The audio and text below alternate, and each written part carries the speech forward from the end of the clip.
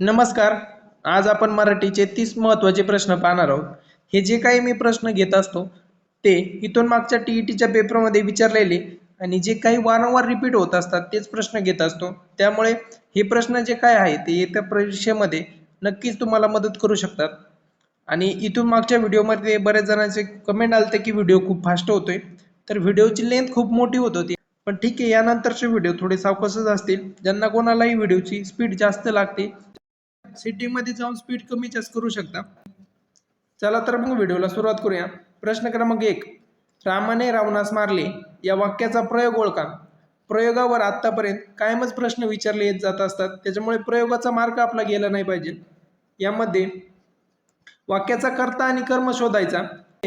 आता इथे रामाने हा कर्ता आहे आणि त्याला ने हा प्रत्यय लागलेला आहे आणि रावणास हे कर्म आहे ज्याला स हा प्रत्यय लागलेला आहे आणि मारले हे क्रियापद आहे. वाक्याचा कर्ता कर्म आणि क्रियापद आपल्याला ओळखता आले तर प्रयोग लगेच ओळखता येत असतो. या वाक्यामध्ये कर्त्याला आणि कर्माला दोघांनाही प्रत्यय लागलेला आहे, त्याच्यामुळे हे भावे प्रयोगाचं उदाहरण आहे. याचं उत्तर आहे ऑप्शन क्रमांक 3, भावे प्रयोग. आता कर्तरी प्रयोगामध्ये कर्त्याला प्रत्यय नसतो आणि क्रियापद हे कर्त्याच्या लिंगवचनानुसार बदलत असते. कर्मणी प्रयोगामध्ये कर्माला प्रत्यय नसते आणि क्रियापद हे कर्माच्या लिंगवचनानुसार बदलत असते. प्रश्न क्रमांक 2. प्रतिदिन या शब्दाचा समास कोणता? तर याचं उत्तर आहे ऑप्शन क्रमांक 2, अव्ययीभाव समास. अव्ययीभाव समासामध्ये पहिले पद हे महत्त्वाचे असते, तर तत्पुरुष समासामध्ये दुसरे पद महत्त्वाचे असते. द्वंद्व समाजामध्ये दोन्ही पद महत्त्वाचे असतात, जसे की आई वडील. आता समास ओळखण्यासाठी आपण सर्वात आधी शब्दाची फोड करायची. आता इथे प्रति आणि दिन हे दोन शब्द आहेत. पहिला शब्द म्हणजे प्रति म्हणजे प्रत्येक, हा शब्द जास्त महत्त्वाचा आहे. जेव्हा एखाद्या सामासिक शब्दाचे पहिले पद महत्त्वाचे असते आणि तो शब्द क्रियेबद्दल माहिती देतो म्हणजे तेव्हा तो अव्ययीभाव समास असतो. जसे की आजन्म, दररोज, गावोगावी ही सगळी अव्ययीभाव समासाची उदाहरणे आहेत. मुलांनो या शब्दाची विभक्ती ओळखा. याचं उत्तर आहे ऑप्शन क्रमांक 2, संबोधन. मुलांनो या शब्दात शेवटी नो लागलेला आहे. नो प्रत्यय फक्त आणि फक्त अनेक वचनात हाक मारताना लागते. जसे मित्रांनो इकडे या परिबोधनाला एक वचनात कोणतेही प्रत्यय नसते. अनेक वचनात नो प्रत्यय लागले म्हणजे देवांनो, मित्रांनो म्हणजे ते संबोधनाचे उदाहरण असते. प्रश्न क्रमांक 4. कुसुमाग्रज हे खालीलपैकी कोणत्या साहित्यकाचे टोपण नाव आहे? याचं उत्तर आहे ऑप्शन क्रमांक 2, विष्णू वामन शिरवाडकर. आणि 27 फेब्रुवारी हा कुसुमाग्रजांचा जन्मदिवस मराठी भाषा गौरव दिन म्हणून साजरा केला जातो. प्रश्न क्रमांक 5. बटाटा, तंबाखू, पगार हे शब्द मराठीत कोणत्या भाषेतून आलेले आहेत? याचं उत्तर आहे पर्याय क्रमांक 3, पोर्तुगीज. प्रश्न क्रमांक 6. खालीलपैकी कोणता शब्द व्याकरणदृष्ट्या शुद्ध आहे? आता इथून मागच्या प्रत्येक व्हिडिओमध्ये हा मी प्रश्न घेतोच असतो, कारण मोस्ट ऑफ द मुलांचा हा प्रश्न चुकतो. कारण आपल्याला बऱ्याचशा ठिकाणी ऑप्शन क्रमांक 2 हा पर्याय किंवा आपल्याला एखाद्या घराच्या वर लिहिलेला असतो आशीर्वाद, ज्यामध्ये शला रपार दिलेला असतो, पण तो शब्द चुकीचा आहे. या प्रश्नाचं उत्तर आहे ऑप्शन क्रमांक 3, आशीर्वाद, ज्यामध्ये वावर रपार दिलेला असतो. हा शब्द योग्य आहे. प्रश्न क्रमांक 7. पहिला मराठी ज्ञानपीठ पुरस्कार खालीलपैकी कोणाला मिळाला? आतापर्यंत 4 मराठी साहित्यकारांना हा पुरस्कार मिळाला आहे. त्यामध्ये पहिला मराठी ज्ञानपीठ पुरस्कार हा वि. स. खांडेकर यांना मिळाला आहे, जो ययाती या त्यांच्या सुप्रसिद्ध कादंबरीसाठी त्यांना मिळाला.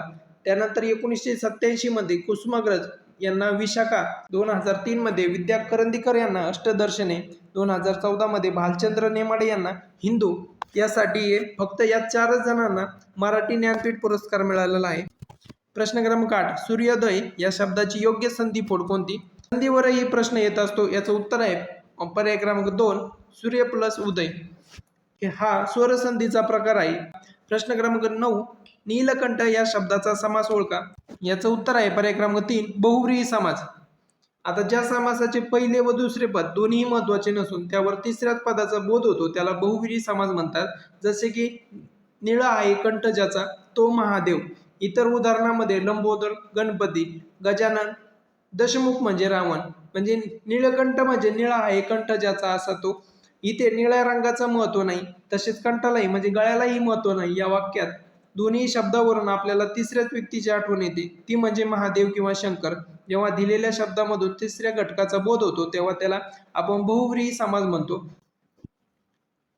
गजानन, लंबोदर, पितांबर हे सगळे बहुव्रीही समासाचे उदाहरण आहेत. प्रश्न क्रमांक 10. शौर्य हे कोणत्या प्रकारचे नाम आहे?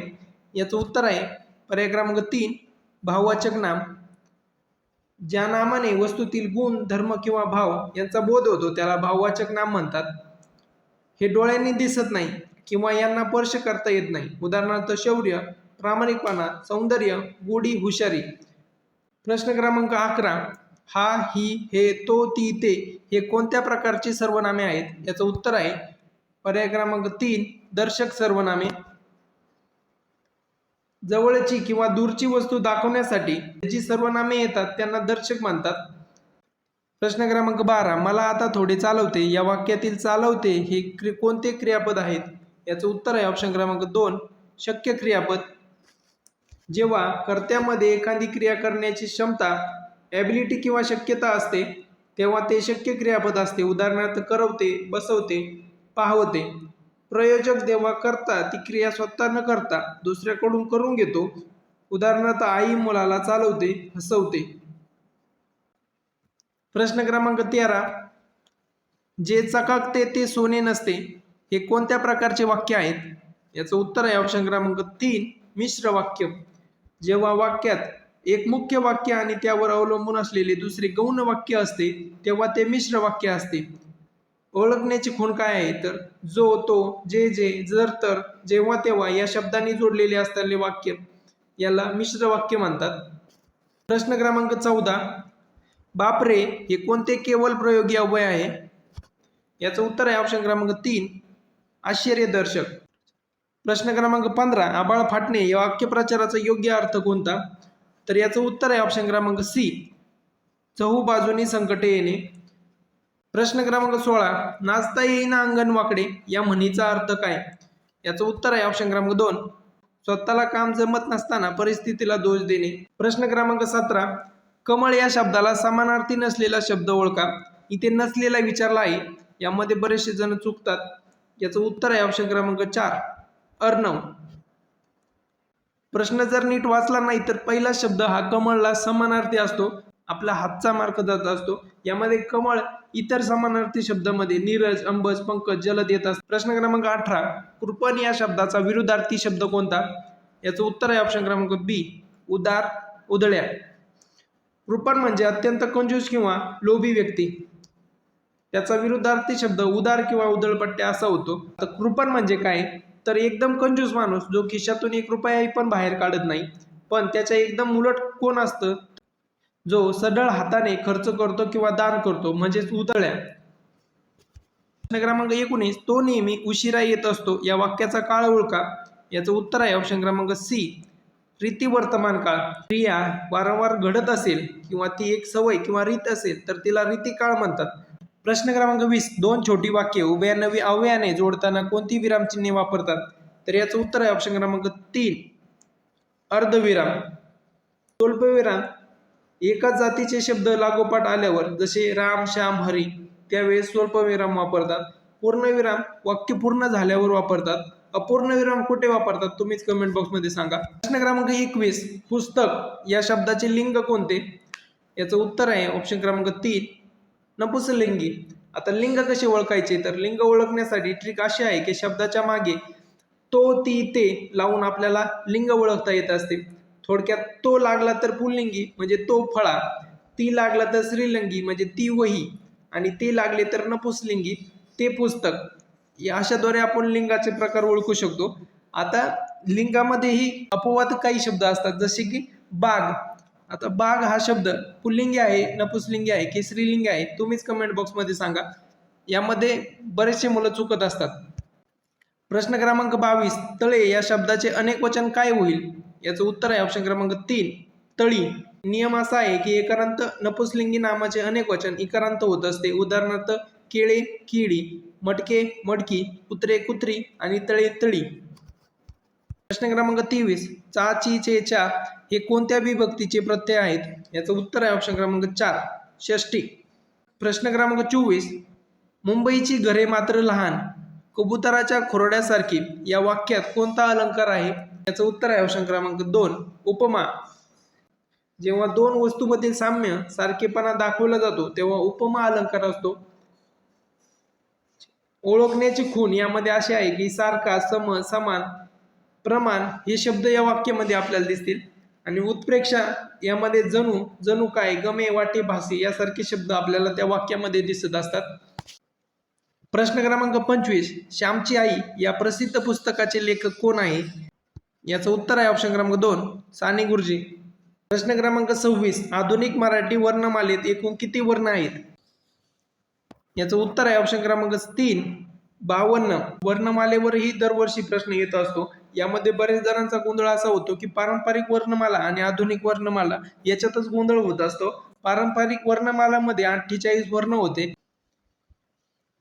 प्रश्न क्रमांक 27 मनाचे श्लोक या रचनेत प्रामुख्याने कोणत्या वृत्ताचा वापर केला जातो? याचं उत्तर आहे ऑप्शन क्रमांक 2 भुजंग प्रयात. प्रश्न क्रमांक 28 या ग्रंथाचे लेखन कोणी केले? याचं उत्तर आहे ऑप्शन क्रमांक 3 विनोबा भावे. प्रश्न क्रमांक 29 वाक्याचा अर्थ पूर्ण करणाऱ्या क्रियावाचक शब्दाला काय म्हणतात? तर याचं उत्तर आहे ऑप्शन क्रमांक 4 क्रियापद. क्रियापदाशिवाय वाक्याचा अर्थ पूर्ण होत नाही. क्रियापद हे शक्यतो वाक्याच्या शेवटी येत असते पण नेहमीच नाही. प्रश्न क्रमांक 30 मुलांनी कुत्र्याला मारले या वाक्याचा प्रयोग ओळखा. याचं उत्तर आहे ऑप्शन क्रमांक 3 भावे प्रयोग. यापूर्वी सांगितलं आहे की ज्या वाक्यामध्ये कर्ता आणि कर्म या दोघांना एक प्रत्यय लागलेला असतं त्याला भावे प्रयोग म्हणतात. अशा प्रकारे आपण 30 मराठीचे महत्त्वाचे प्रश्न पाहिले आहेत. यामध्ये तुमचा स्कोअर नेमकी किती आला नक्की कमेंट बॉक्समध्ये सांगा. व्हिडिओ आवडला तर नक्की लाईक करा आणि इथून पुढचे असेच व्हिडिओ पाहण्यासाठी नक्की चॅनलला सबस्क्राईब करा. धन्यवाद.